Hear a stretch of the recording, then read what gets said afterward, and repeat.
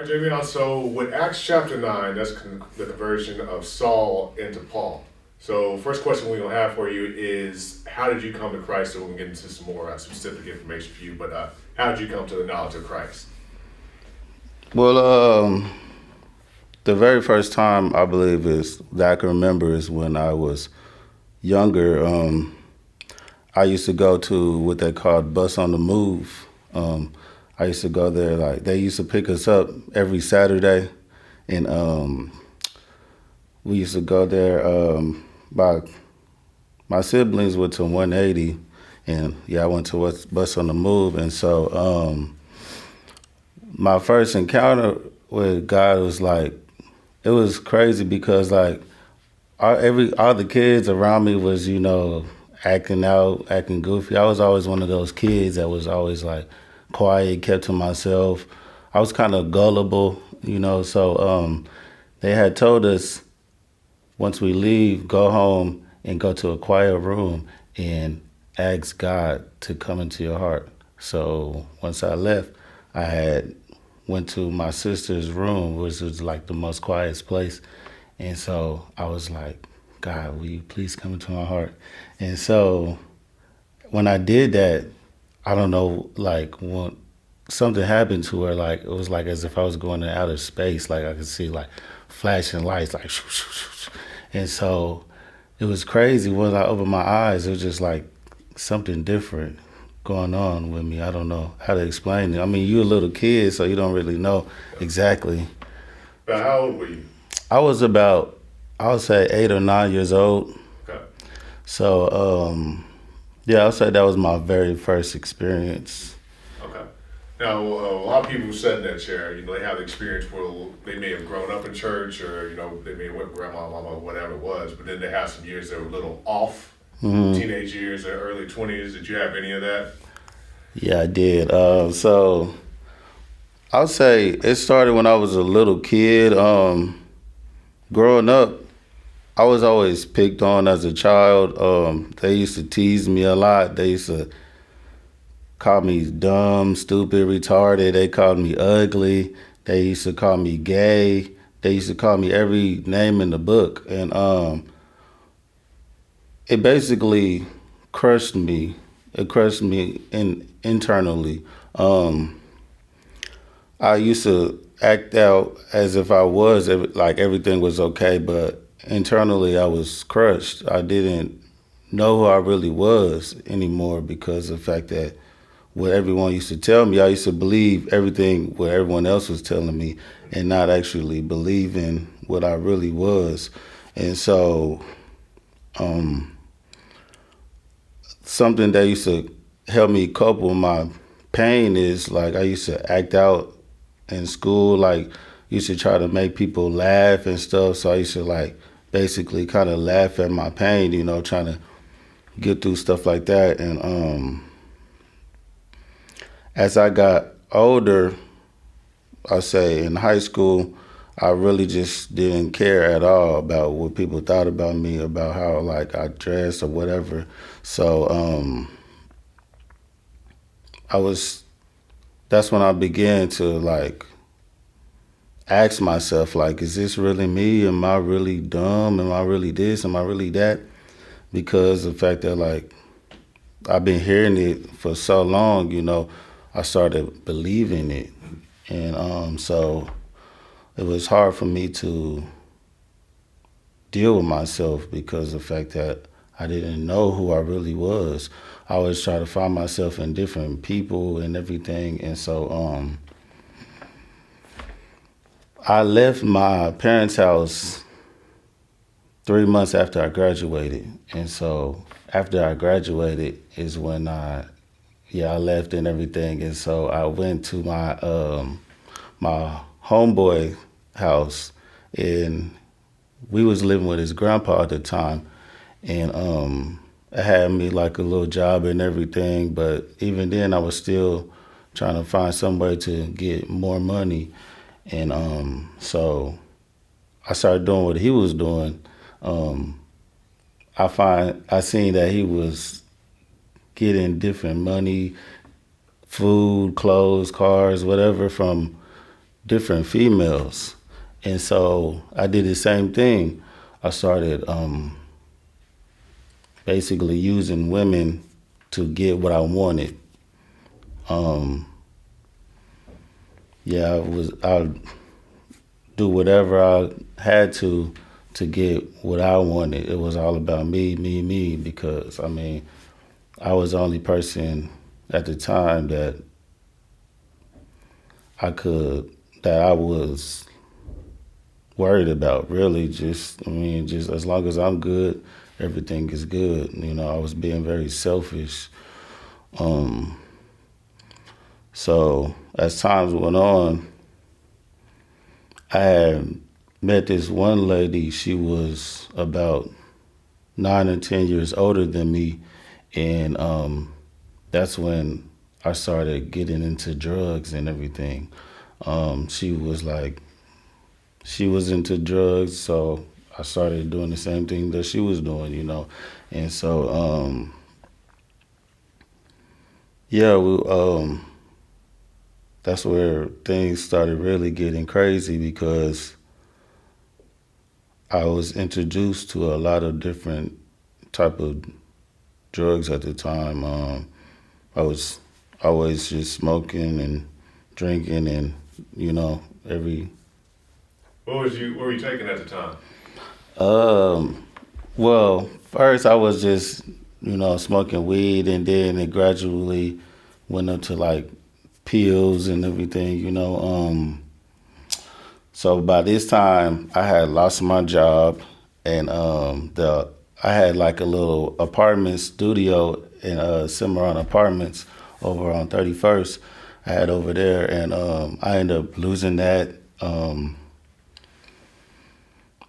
we ended up going to this fourplex apartments. It was just like a building with four different apartments. You know, just a small little building over on Third and Yorktown. Over Third and Yorktown. And so it was like it looked abandoned. It looked like a trap house. It was like it was bad. It had like there was roaches everywhere. It was mice, and like it was bad. Like the carpet was like it was so old that I could pick it up. It was like a rug. It was crazy. Um, I remember using a card as a key to get in the front door. Sometimes we had to use the side. There was a window that lead to the bathroom. We used to have to jump that just to get in the front, get in the front door. Just different stuff like that.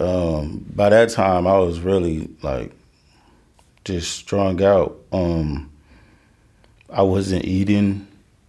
All I was doing was drugs. Like I would get fed off of drugs. I started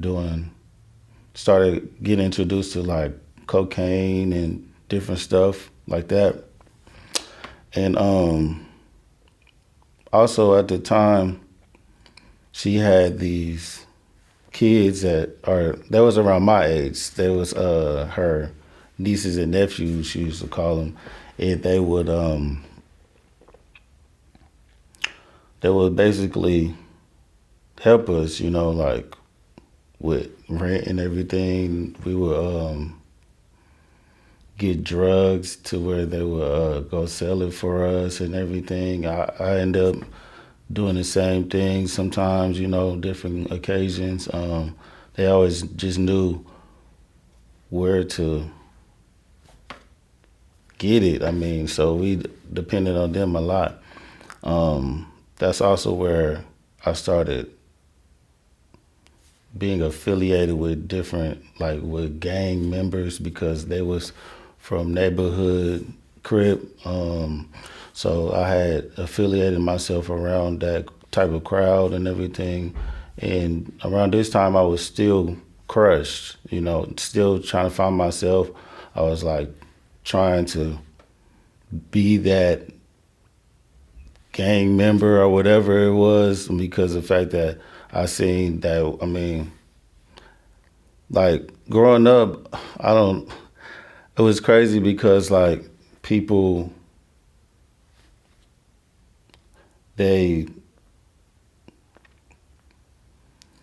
they basically that like around that time it was like it was cool if you was in some type of gang, some type of set or something. So I was like, maybe this is what I should do is try to affiliate myself with them to, you know what I'm saying, be cool or whatever, to try to fit in or whatever. They used to always tell me all the time that this life isn't for you. This isn't no, this ain't you. Um, I used to never, I didn't believe them, so I just kept on trying to fit in, you know what I'm saying, trying to do whatever. So as far as like trying to fit in with neighborhood Crips, were you running with them? Were you doing what they was doing? For the most part, I mean, I wasn't like, they would probably go like, I say, we used to be in what they call traffic.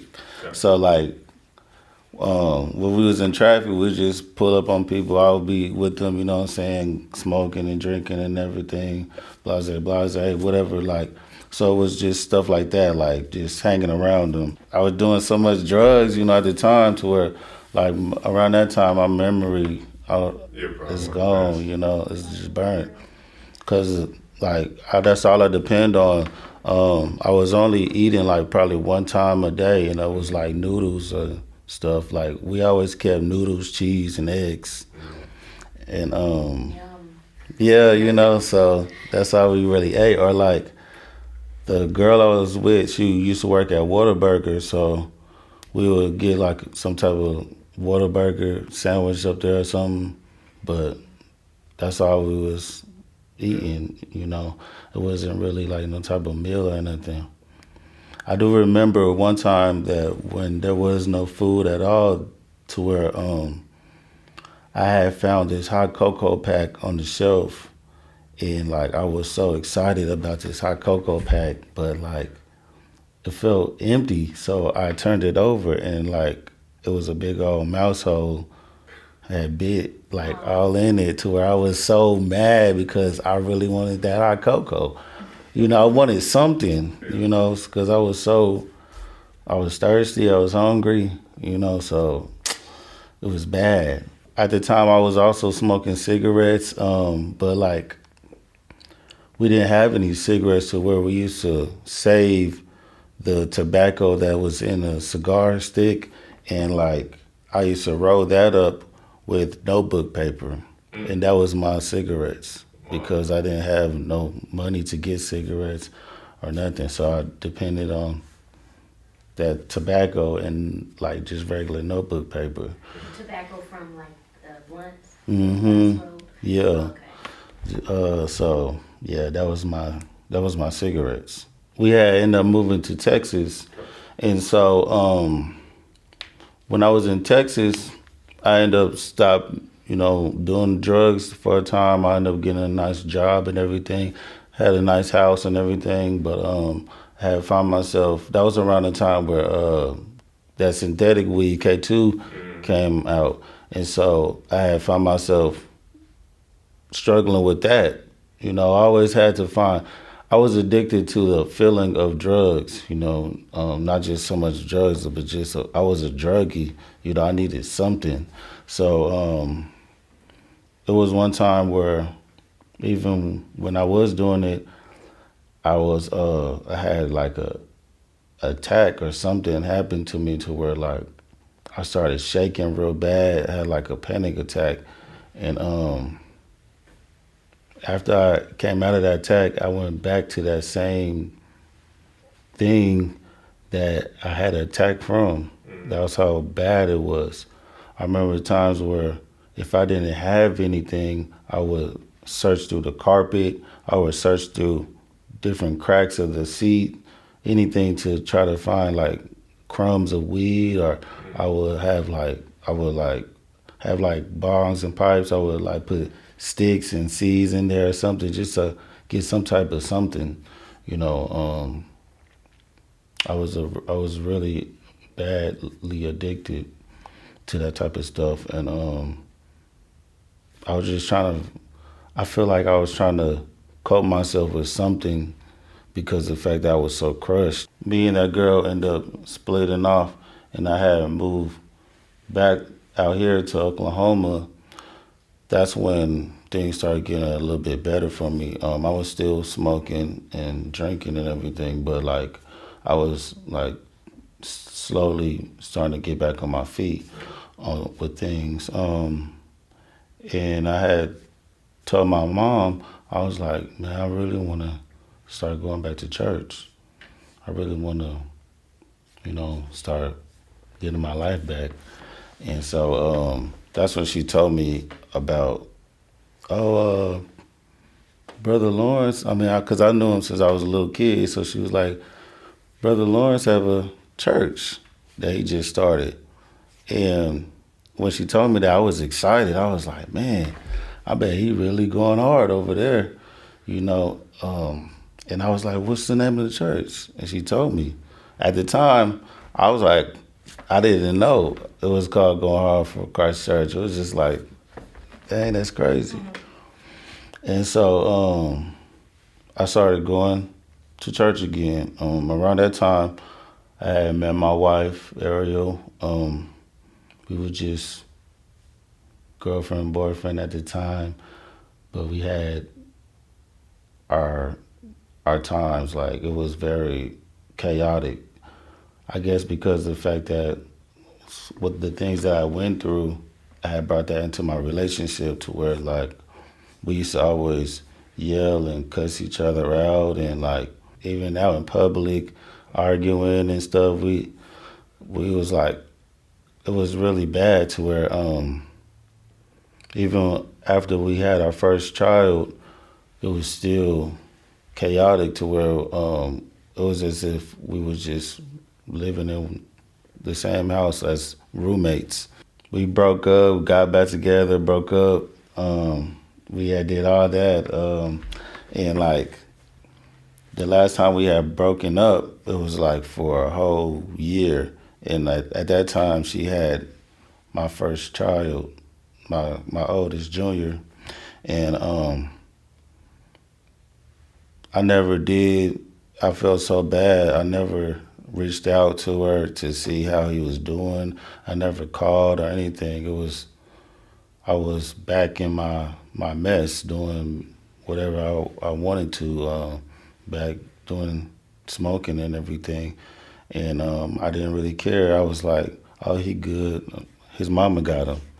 Not really realizing that he needed his father at the time to for that fatherly love, And I had neglected my son to where I had to truly apologize to my son once I actually did start reaching out and calling and everything. I had to sit there and truly apologize to my son and tell him that I'm truly sorry for neglecting you like that. And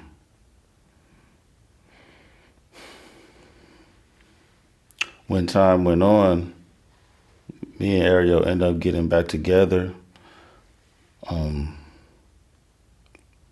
Now everything is great. We don't sit there and we fuss at each other, but it's nothing like how it used to be. It's a total transformation. Like at first it was like we hated each other. We couldn't stand each other at all. Like even when we was on the phone talking, trying to co-parent, we couldn't sit there and co-parent because we was too busy yelling at each other and cussing, and I was just, it was very chaotic. Let me rewind a little bit because like when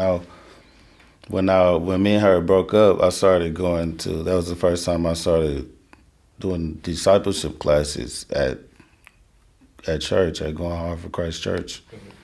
And so that's what really helped me out with my identity and finding out who I really am. When how they be talking about being a masterpiece, being a creation of God, not having a spirit, but actually being a spirit, just different stuff like that. That's what really helped me to build my identity back up. That's when I actually started finding out who I really am. And what I'm capable of, and just different things like that. And now I'm very bold. I'm very, very confident. That's the word I was looking for. Very confident in myself.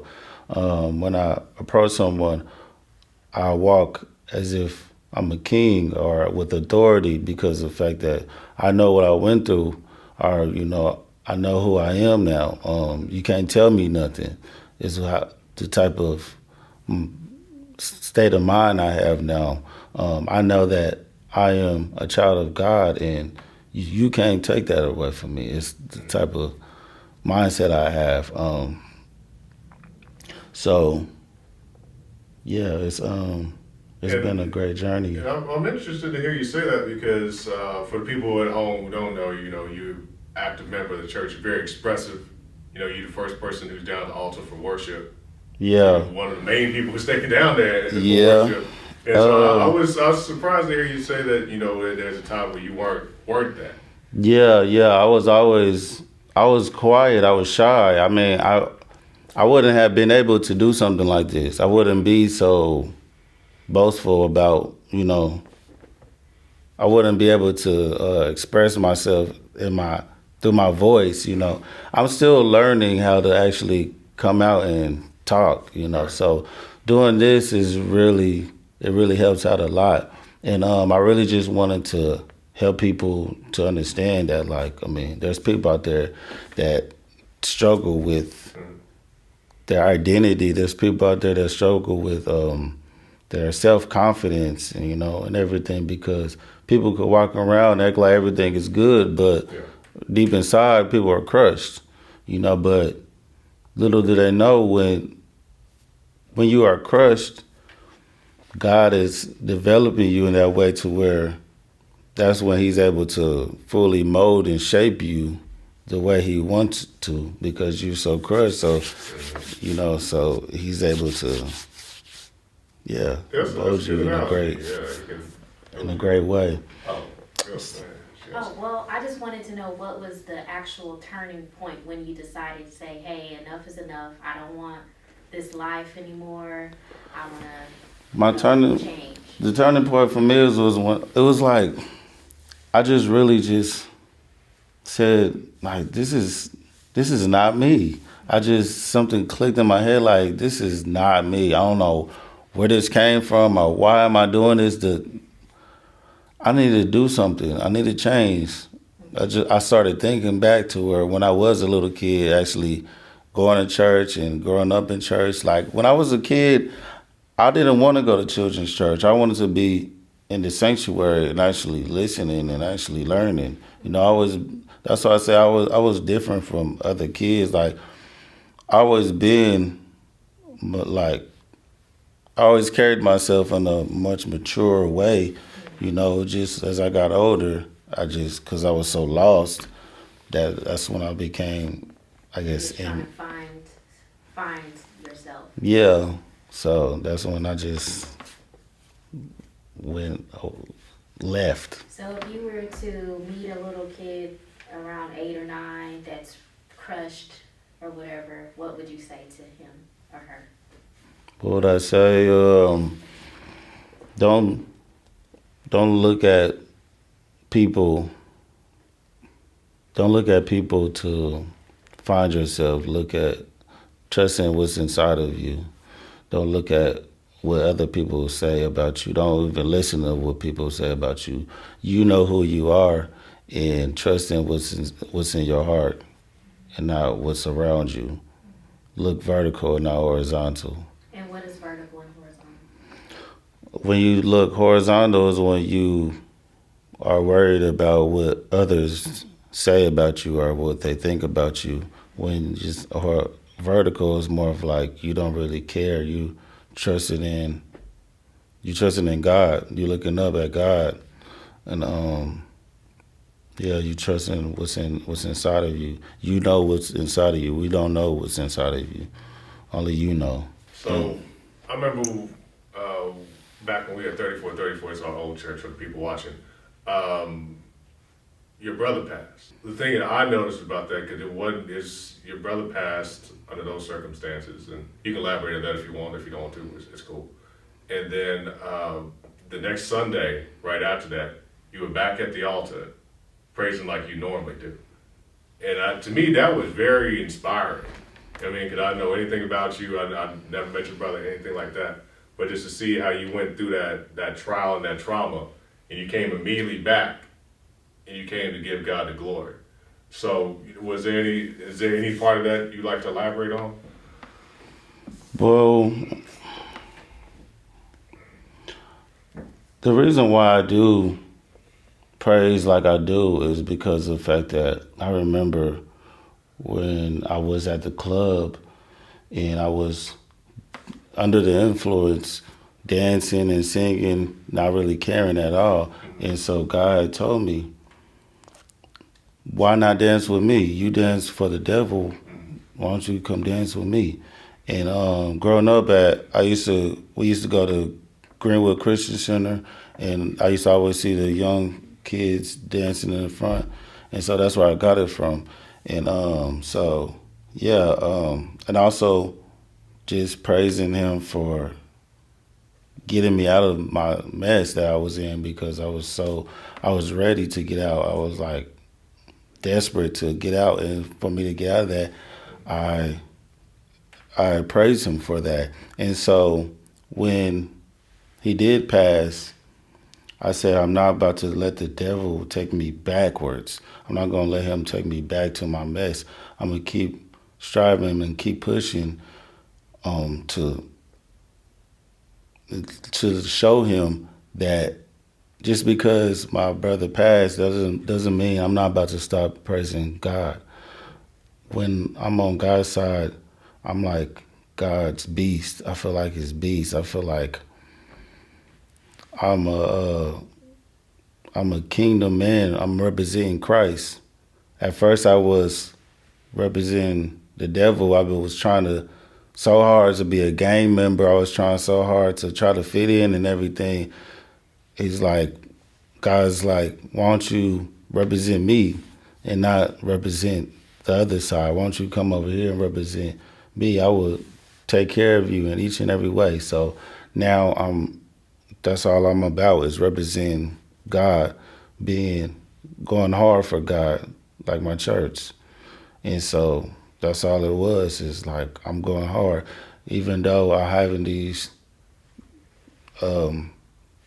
trials and tribulations going on in my life, I'm still going to fight. I'm still going to go hard. I mean, I want to keep on striving, keep pushing, because of the fact that one day I'm going to see my brother again. I'm going to see him again. So, yeah. You know what I'm thinking? All right, Jamion, anything else you want to share with us? I just thank God that I was able to get this out. I mean, I feel like I still have more to get out, but I mean, that's as time go on. Right now, I feel like God said everything that needed to be said to help others. I'm just here, like I said, just to help people get out of their mess, help them with their identity, help them come up in Christ, encouraging them. That's all I'm about. I feel like my purpose in life is to help encourage men, help build them up in any type of way to become a kingdom man. And if that's what I gotta do, that's what I'm gonna do. I'm straight, just representing Christ, and that's all I'm about now. I don't care about what nobody else gotta say or what. It ain't about you. It's about getting everybody I can back to Christ, and that's all I'm gonna do. Hey guys, thank you for watching. We really hope you enjoyed this latest video with Jamion. If you did, share it with somebody, especially if you know they're dealing with a similar issue. Also, you can like the video and subscribe to the channel so you never miss out. And in the description below, you'll find various ways to support us. We have a Patreon account, PayPal, other ways to donate. And also you can go to our website, axe9films.com. We can buy our Axe 9 Films gear, t-shirts and hoodies, all that good stuff. And we'll see you in the next video.